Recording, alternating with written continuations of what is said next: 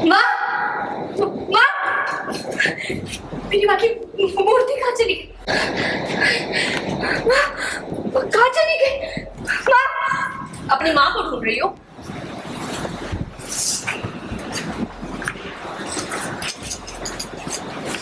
खो गई? कितनी बातें किया करती थी ना तुझसे, बता कर नहीं गई कि कहाँ जा रही है। चलो कोई बात नहीं, मैं बता देती हूँ।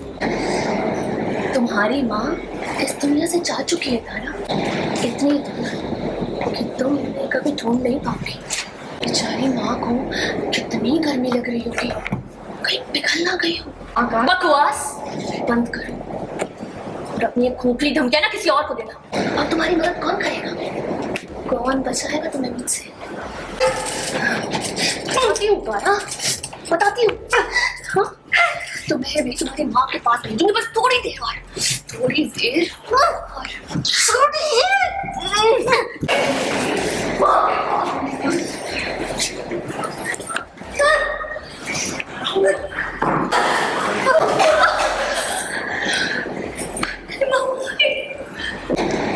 जब तक मैं यहाँ किसी की हिम्मत नहीं जो मेरी बच्ची को या उसकी माँ तारा की मूर्ति को नुकसान पहुंचा सके, तूने अपनी अपवित्र पापी हाथों से माँ तारा को छुड़ाना, मेरी बच्ची को मारने की कोशिश की ना।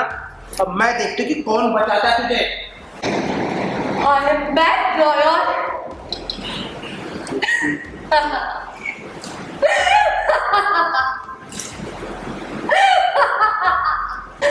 हाँ ना, तुम अपनी बेटी के सामने ढाल बनकर खड़ी, इसलिए मुझे भी आना पड़ा अपनी बेटी का सुरक्षा कवच बन के।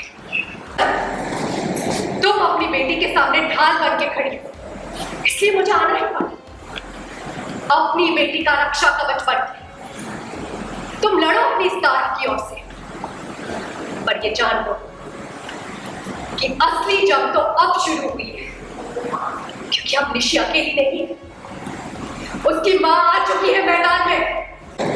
ये लड़ाई सिर्फ निशी और तारा की नहीं है, एक मां की दूसरी मां से है, नॉयन की शावली से है। मतलब कि आप खुद मुझे, आपने मुझसे खुद कहा कि मैं निशी के अंदर सुख सत्य को जगाऊं, उसे अच्छाई की ओर लेके जाऊं, पर लता मासी की साजिशों के चलते मैं वो नहीं कर पाई। पर आज जब वापस आ गई हूँ तो अपनी बेटी को रोशनी दिखाने की जगह फिर से उसी अंधेरे की ओर लेके जाना चाहती हैं आप। हाँ, ऐसा ही चाहती हूँ मैं, क्योंकि तुमने अपना फर्ज नहीं निभाया नॉयन। तुमने सिर्फ अपनी बेटी की फिक्र की और मेरी निशी को तुमने लावारिस छोड़ दिया।